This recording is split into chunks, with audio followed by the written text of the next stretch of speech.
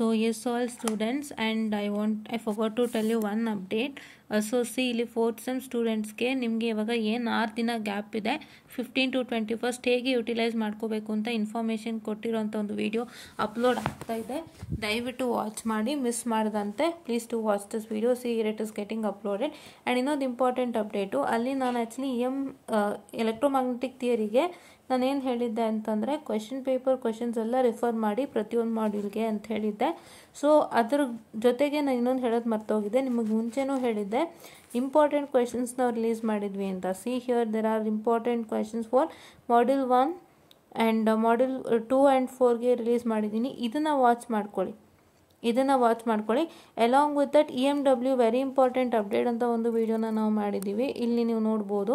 So ಈ video ಬಂದುಬಿಟ್ಟು EMWಗೆ ನೀವು ಯಾವ ರೀತಿ ಆನ್ಸರನ್ನು ಮಾಡಬೇಕು, EMW ಕ್ವೆಶನ್ ಪೇಪರ್ಲಿ ಹೇಗೆ ಅಟೆಂಪ್ಟ್ ಮಾಡಬೇಕು ಅದೆಲ್ಲ ಕೂಡ ನಾವಿಲ್ಲಿ ಹೇಳಿ ಆಗಿದೆ. ಅದನ್ನು ಕೂಡ ವಾಚ್ ಮಾಡಿ. ಇದೊಂದು video, this video, okay, can see this video,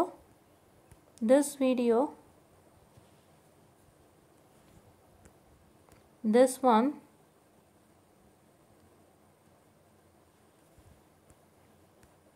ಇದಾಯ್ತಲ್ವಾ? this one and this one. Wait a minute, ಈ ವಿಡಿಯೋ ಇದಿಷ್ಟನ್ನು ನೋಡ್ಕೊಳ್ಳಿ. ಜೊತೆಗೆ ಕೂಲಮ್ಸ್ ಲಾದು ವೀಡಿಯೋಸ್ ಇದೆ, ನೋಡ್ಕೊಳ್ಳಿ. ಇದು ನಾನು ಹೇಳೋದು ಮಿಸ್ ಆಗೋಗಿತ್ತು. And along with that you can watch our control system playlist for more and more videos on the required topics. ಇದ್ರ ಪ್ಲೇಲಿಸ್ಟು ಪ್ಲಸ್ EMW ಪ್ಲೇಲಿಸ್ಟು ಎರಡನ್ನೂ ನಾನು ಡಿಸ್ಕ್ರಿಪ್ಷನಲ್ಲಿ ಹಾಕ್ತೀನಿ. ಯಾವುದು ಈ ವಿಡಿಯೋ ಡಿಸ್ಕ್ರಿಪ್ಷನ್ ಕೆಳಗೆ ಹಾಕ್ತೀನಿ.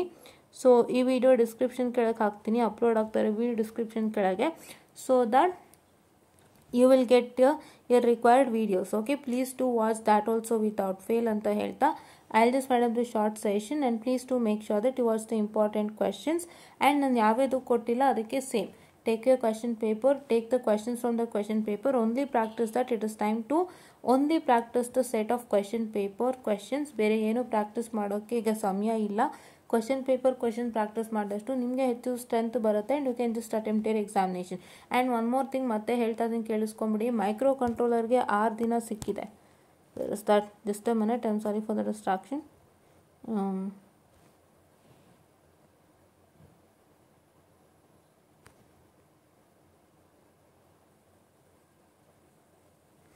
ಮೈಕ್ರೋ ಕಂಟ್ರೋಲರ್ಗೆ ನಿಮಗೆ 6 days ಸಿಗ್ತಾ ಇದೆ, ನೆನಪಿನಲ್ಲಿ ಇಟ್ಕೊಳ್ಳಿ. You will be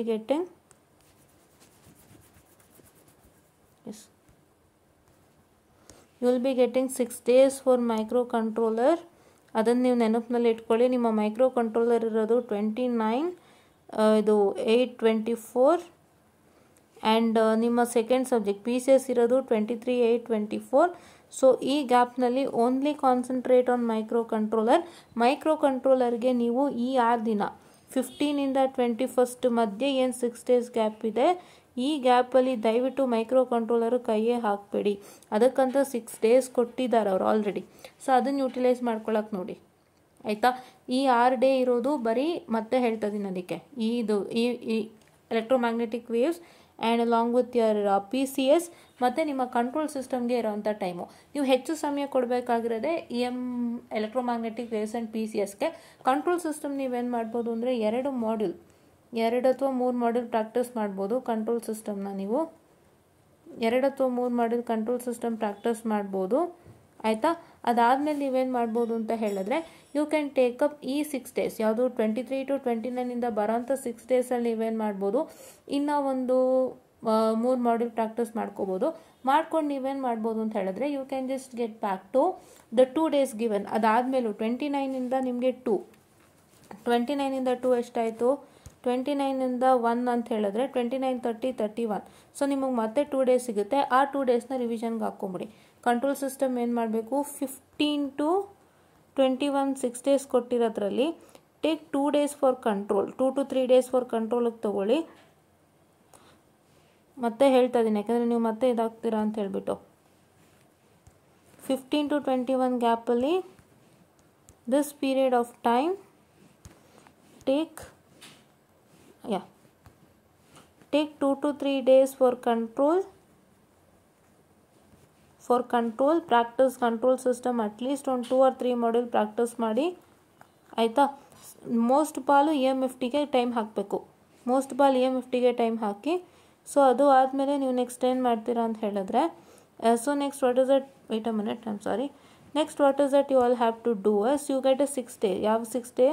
ಮತ್ತು 23 29 6 ಡೇಸ್ ಸಿಗುತ್ತಲ್ಲ, ಆ 6 days you take it for micro controller MUC and control. ಯಾವುದಕ್ಕೆ ಹಾಕಬೇಕು?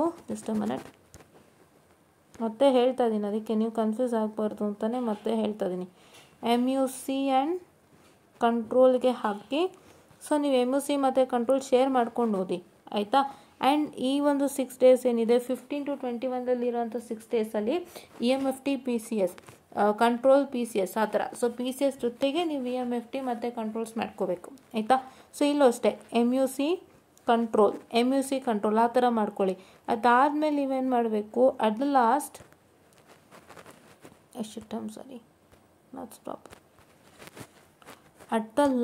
ನೀವೇನು ಮಾಡಬೇಕು, ಮತ್ತೆ 2 ಡೇಸ್ ಸಿಗುತ್ತಲ್ಲ 29 to 1. ಸೊ ಆ 2 ಡೇಸಲ್ಲಿ ಕಂಟ್ರೋಲ್ಸ್ನ ಪೂರ್ತಿ ಓದಿರೋದೆಲ್ಲ ರಿವಿಷನ್ ಮಾಡಿಬಿಡಿ. This is what is you all have to do. Hope you are all getting this right. ಇದನ್ನು ನೀವು ಫಾಲೋ ಮಾಡಬೇಕಾಗುತ್ತೆ. ಇದಿಷ್ಟನ್ನು ಫಾಲೋ ಮಾಡ್ಕೊಳ್ಳಿ so that it helps you a lot. And ಕಂಟ್ರೋಲ್ಸ್ಗೆ ನೀವು ಡಿವೈಡ್ ಮಾಡ್ಕೊಳ್ಳಿ. ಈ ಅಪ್ಕಮಿಂಗ್ 6 ಡೇಸಲ್ಲಿ ಒಂದು 3 ಡೇಸ್ ಇಟ್ಕೋತೀನಿ, ಮತ್ತು ಮೈಕ್ರೋ ಕಂಟ್ರೋಲರು ಕೊಟ್ಟಿರೋಂಥ ಗ್ಯಾಪಲ್ಲಿ ನಾನೊಂದು 6 ಡೇಸಲ್ಲಿ ಮತ್ತೆ ನಾನು 2 ಡೇಸ್ ಇಟ್ಕೊಳ್ತೀನಿ, 2 ಡೇಸ್ ಇಟ್ಕೊಳ್ತೀನಿ. ಅಷ್ಟರಲ್ಲಿ ನಾನು ಮುಗಿಸ್ಕೊಳ್ತೀನಿ. ಅದಾದಮೇಲೆ ನಾನೇನು ಮಾಡ್ತೀನಿ, ಮತ್ತು ಈ 2 ಡೇಸಲ್ಲಿ ಫುಲ್ ರಿವಿಷನ್ ಮಾಡ್ತೀನಿ. ಈ ಥರ ನೀವು ಇಟ್ಕೊಂಡು ಮಾಡ್ಕೊಳ್ಳಿ ಕಂಟ್ರೋಲ್ಸ್ಗೆ. ಬಟ್ ಈ 6 ದಿನದಲ್ಲಿ ಹೆಚ್ಚಿನ ಸಿಂಹಪಾಲು ಎಲೆಕ್ಟ್ರೋಮ್ಯಾಗ್ನೆಟಿಕ್ ವೇವ್ಸ್ ಮತ್ತು PCSಗೆ ಆಗಿರುತ್ತೆ. ಬಿಕಾಸ್ PCSಗೆ ಸಿಂಗಲ್ ಡೇ ಟೈಮ್ ಇರೋದ್ರಿಂದ ದಯವಿಟ್ಟು ಎರಡನ್ನೂ ಉಪಯೋಗ ಮಾಡ್ಕೊಳ್ಳಿ. PCS ಜೊತೆಗೆ EMFT ಅಥವಾ ಕಂಟ್ರೋಲ್ ಫ್ಲಕ್ಚುಯೇಟ್ ಮಾಡ್ಕೊಂಡು ನೀವು ಓದಬೇಕಾಗುತ್ತೆ. This is all you all have to do ಅಂತ ಹೇಳ್ತಾ I just end the session and thank you.